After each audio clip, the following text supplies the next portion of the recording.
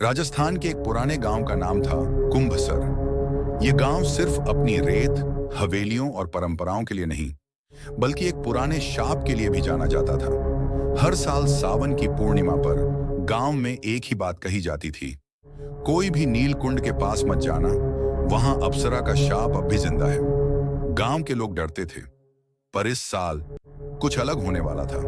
राजमहल के अंदर राजकुमारी मेहरुनिसा अपने बड़े दर्पण के सामने बैठी थी। वो बहुत सुंदर थी, चमकती गोरी त्वचा, नीली आंखें और नीले बंधेज का लहंगा। वो खुद को देख रही थी और मुस्कुरा रही थी। फिर उसने खुद से कहा, जिस रूप पर देवता मोहित हो जाए, उस पर कोई शाप क्या असर करेगा। उसने गांव के योद्धा वीरभान को बुलवाया। वीरभान उसे दिल से चाहता था, लेकिन कभी कुछ कह नहीं पाया था। मेहरुनिसा ने कहा, एक काम है वीरभान, नीलकुंड पर जाकर उस अप्सरा का चेहरा मेरे लिए लेकर आओ। मैं देखना चाहती हूँ, क्या वो मुझसे भी सुंदर है। वीरभान कुछ नहीं बोला, लेकिन उसकी आंखों ने सब कह दिया। वो चल पड़ा उस जगह की तरफ जहां जाना मना था। रात हो चुकी थी, आसमान में चांद निकला था। नीलकुंड नीले मोती जैसा चमक रहा था। पानी के ऊपर धुंध फैली थी और तभी एक आवाज आई, कौन है जो वासना लिए आया है। पानी के अंदर से एक अप्सरा निकली, कुंती। वो बेहद सुंदर थी, लेकिन उसकी आंखों में कोई दर्द, कोई आग थी। कुंती ने कहा, अगर तुम मुझे पाना चाहते हो तो 3 सवालों का सच सच जवाब दो, और आखिर में अपने दिल की सच्चाई कबूल करनी होगी। सवाल शुरू हुए। पहला सवाल, तुम यहां क्यों आए हो। वीरभान ने झूठ कहा, गांव की भलाई के लिए। दूसरा सवाल, तुम किसे प्रेम करते हो। वीरभान फिर झूठ बोला, धर्म और मर्यादा को। तीसरा और आखिरी सवाल, तेरी सबसे बड़ी चाहत क्या है। इस बार वीरभान चुप हो गया।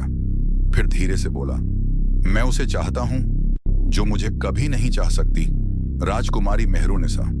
कुंती मुस्कुराई और बोली, तू झूठ बोलता रहा, लेकिन अब सच कहा। शाप की एक छाया अब तुझ पर रहेगी, पर पूरी नहीं। अगले दिन सुबह वीरभान वापस आया। उसका चेहरा थका हुआ था, बाल सफेद हो गए थे, लेकिन हाथ में था एक जादुई आईना जो कुंती ने उसे दिया था। मेहरुनिसा ने वह आईना लिया और उसमें झांका। जैसे ही उसने देखा, उसका चेहरा बदलने लगा। वो बूढ़ी लगने लगी। उसके चेहरे पर झुर्रियां थीं और वो बिल्कुल अकेली दिख रही थी। वो चिल्लाई, ये क्या है। तभी वहां आई जसवंती दादी और उन्होंने कहा, जिसने वासना से अप्सरा को देखने की चाह की, वो अपना अंत देखता है। तुम्हारा रूप अब तुम्हारी सजा बन चुका है। कुछ दिनों बाद नीलकुंड फिर से शांत हो गया। वीरभान जंगल में अकेले ध्यान करता है। अब उसमें कोई लालच नहीं, कोई मोह नहीं। और दूसरी ओर मेहरुनिसा एक महल की कोठरी में अकेली बैठी है। हर दिन वो टूटा हुआ आईना देखती है और याद करती है वो घड़ी जब उसने वासना को खेल समझा था। सीख, जब इंसान की चाहत हद पार कर जाए तो उसका सौंदर्य भी उसकी सजा बन जाता है। सच्चाई हमें बाहर नहीं, अपने अंदर देखने की जरूरत है।